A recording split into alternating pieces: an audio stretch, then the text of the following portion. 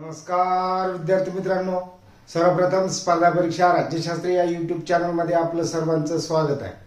आज आपण नवीन सत्रामध्ये विद्यार्थ्यांनी कोणती काळजी घ्यावी याबाबतची थोडक्यात माहिती घेणार आहोत। या संदर्भात आपण पहिल्या सत्रात सुद्धा माहिती पाहिली होती, मात्र ती पहिलं सत्र सुरू होत असताना आपण ज्यावेळेस नवीन असतो किंवा त्याबाबतची आपल्याला काही माहिती नसती, अशा वेळेला त्या गोष्टी आपण लक्षात घेतल्याही नसतील।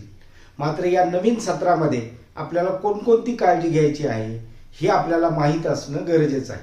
त्यासाठीच आपण प्रत्येक वेळी वेगवेगळ्या पद्धतीची माहिती तुमच्यासाठी देत असतो। म्हणून हे चॅनल कनेक्ट असणे महत्त्वाचं आहे।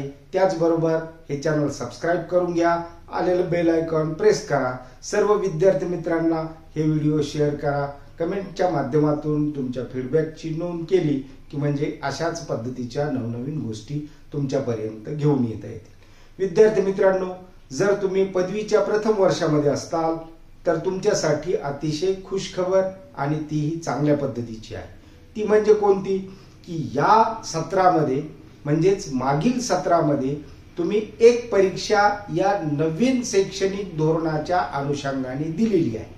त्याचा अनुभव तुमच्या पाठीशी आहे। त्या अनुभवाला ज्यावेळेस आपल्या प्रत्यक्ष अनुभवामध्ये रूपांतरित करायचं आहे त्यावेळेला आपल्याला काही काळजी घेणं सुद्धा अत्यंत गरजेचं आहे। आता ही काळजी कोणत्या पद्धतीने घ्यायची, तर सर्वप्रथम आपल्याला मागील सत्रामध्ये कोणकोणत्या अडचणी आलेल्या आहेत त्या अडचणी आपल्याला एका ठिकाणी लिहून ठेवायच्या आहेत। म्हणजे तुम्ही ज्या वर्गात शिकत आहात, पदवीच्या कोणत्याही वर्षात जरी असले तरी हरकत नाही। मात्र तुम्ही कोणत्याही फॅकल्टीचे विद्यार्थी असताल तरीही तुम्हाला ही काळजी घेणं आवश्यक आहे की मागच्या सत्रामध्ये आपल्याला कोणकोणत्या अडचणी आल्या, आता त्या अडचणी सोडवण्यासाठीचे उपाय सुद्धा तुम्हाला काढून ठेवायचे।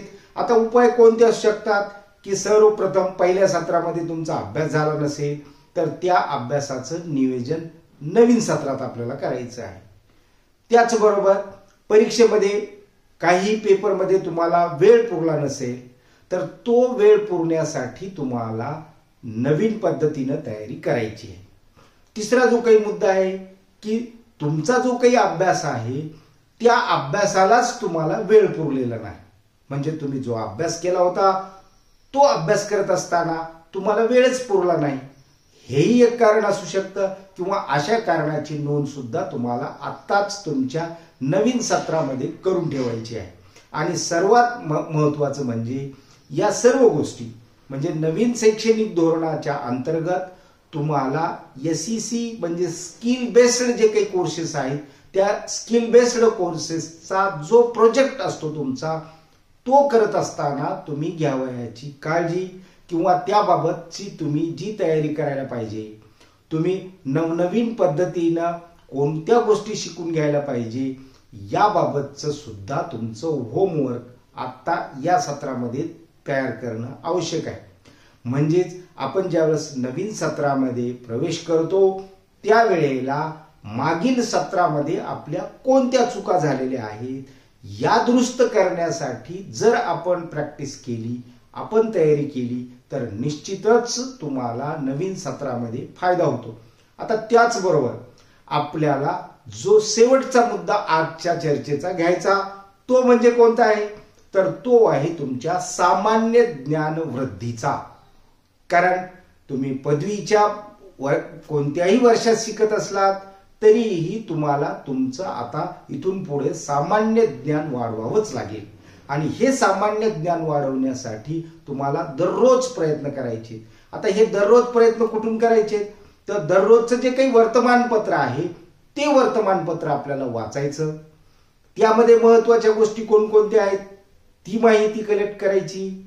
मग ती राजकीय असेल, सामाजिक असेल, आर्थिक घडामोडीची असेल, आंतरराष्ट्रीय पातळीवरची असेल, खेळ असतील किंवा इतर कुठल्याही क्षेत्राशी निगडीत माहिती जी काही पेपरमध्ये येते, न्यूजमध्ये येते, याच्यासाठी वेगवेगळे हेड्स तुमच्याकडे तयार असणं गरजेचं आहे। त्या हेड्स खाली तुम्हाला ही माहिती संग्रहित ठेवायची। ती माहिती जर आपण संग्रहित ठेवली तर त्या माहितीच्या आधारे आपण नवनवीन गोष्टी करण्यासाठीची तयारी आपली करू शकतो. आपल्याला कोणत्या परीक्षेला सामोरं जायचं आहे, भविष्यामध्ये कोणकोणत्या आपण परीक्षा देणार आहोत, ह्याचं ज्यावेळेस नियोजन आपण करतो त्यावेळेला या सर्व गोष्टी आपल्याला महत्वाच्या ठरतात आणि त्या महत्वाच्या ठरण्यासाठीच अशा पद्धतीच्या नोंदींची सवय आपल्याला लागणं गरजेचं आहे. म्हणजेच हे एक प्रकारचं होमवर्क आहे, ट्युटोरियल आहे आणि या ट्युटोरियलच्या आधारे आपल्याला नवीन येणाऱ्या सत्राला सामोरं जायचं आहे. म्हणजेच आजच्या व्हिडिओचा जो मुख्य उद्देश होता की नवीन सत्रामध्ये कोणती काळजी घ्यायची किंवा कोणतं प्रिपरेशन करायचं याबाबतची थोडक्यात माहिती आपल्याला घेणं, त्याच्या नोंदी करणं आणि त्याची अंमलबजावणी करणं, अशा या 2-3 पातळीवर आपल्याला काम करावं लागतं. आणि मग आपण आपल्या दृष्टीने वेगवेगळ्या परीक्षेसाठी, जसं की विद्यापीठाच्या परीक्षेबरोबरच इतर वेगवेगळ्या क्षेत्रातील परीक्षेसाठी सुद्धा आपली तयारी होते, आपलं प्रिपरेशन होतं. त्यासाठीच तुम्हाला या चॅनलवर असेच संदेश घेण्यासाठी तयार राहायचं आहे, प्रिपरेशन करायचं आहे आणि या चॅनलवर कनेक्ट राहायचं आहे. आजच्या या व्हिडिओचा एवढा संदेश पुरे आहे. धन्यवाद.